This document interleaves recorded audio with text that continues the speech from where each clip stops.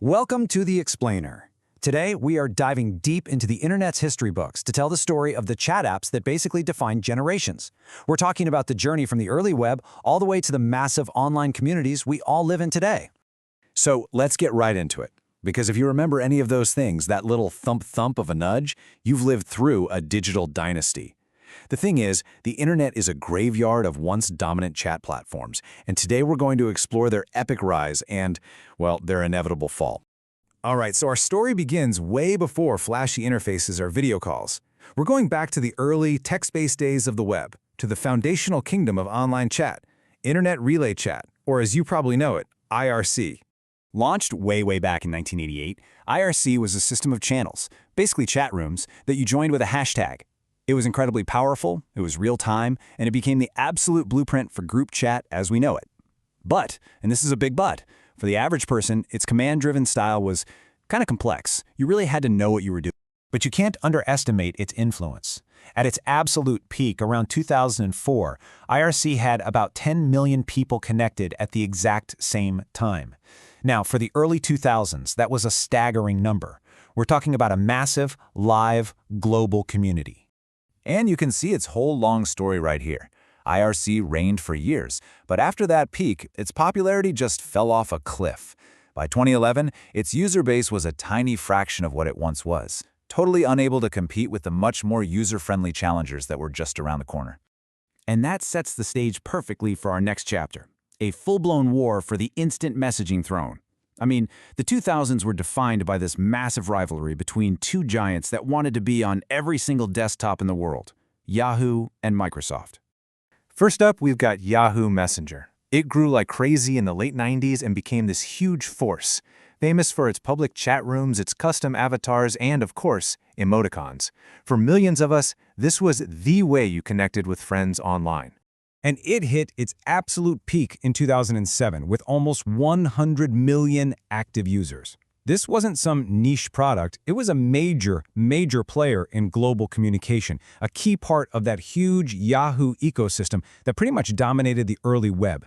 But its biggest rival, oh yeah, was MSN Messenger, which later became Windows Live Messenger. Microsoft, you see, had a secret weapon. It came pre-installed on countless Windows computers, and it was tied directly into your Hotmail account. That gave it a massive head start.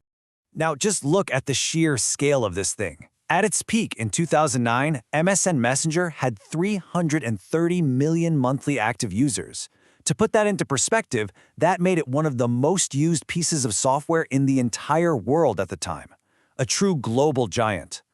And when you put them side by side, the story is crystal clear. They launched around the same time, but MSN's peak user base was over 3 times bigger, mostly because it was the default choice for so many people. But here's the spoiler. Ultimately, both of them would fall as the internet changed. MSN got absorbed and Yahoo Messenger was just shut down. And this is exactly where the ground starts to shift under everyone's feet. See, the whole era of text-only chat was about to get completely overthrown by a new technology that let you not just type to your friends, but actually see and hear them too. And the one to overthrow the old guard was, of course, Skype. It launched in 2003, and it totally democratized voice and video calls over the internet. It became so essential that by 2011, Microsoft bought it for over $8 billion, picking it to replace its own incredibly popular MSN Messenger. Think about that for a second.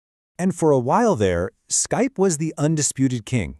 It became the default way to call family across the world, to do job interviews, you name it. To Skype literally became a verb. At its height, it was rocking around 300 million monthly users. But we're seeing a pattern here, right? No king rules forever. Even a giant like Skype eventually fades. It was just too slow to adapt to mobile, it had fierce competition from apps like WhatsApp and FaceTime, and a lot of people felt the experience just got clunky. Now, it's actually scheduled to be retired in 2025. Okay, so while all this corporate chess was going on, something totally different and way more chaotic just exploded onto the scene and then imploded. I'm talking about Omegle, the anonymous chat site that had that famous tagline, "Talk to strangers." And then, when the pandemic hit and everyone was bored, its traffic just skyrocketed, thanks to viral TikTok trends. At its peak in the early 2020s, the site was getting around 70 million visits a month, I mean, that's just a wild number for a platform built on pure, unmoderated randomness. But that wild success, it came at a terrible price. That randomness became a haven for abuse. And in 2023, the founder just shut it down overnight, citing the impossible psychological and financial burden of trying to police it, and what he called the human cost of Omegle.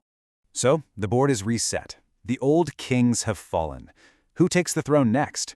Well, the answer is a platform that actually learned the lessons of the past and built something new. Something focused not just on talking to one person, but on building entire communities. And that, of course, is Discord. Launched in 2015, it started out as a tool for gamers, but it was brilliant. It took the community channels of old-school IRC and mixed them with the ease of use of modern messengers. It created these persistent, invite-only servers where people could just hang out. And boy, did it work. Its user base has just climbed and climbed, year after year, and it's expanded way beyond gaming into pretty much every hobby you can imagine.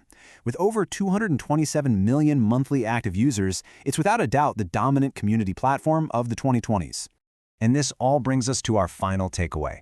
When you step back and look at this entire history, you see this clear, repeating pattern of succession. Each king falls and a new one rises, leaving behind this digital graveyard of apps we all once used to love.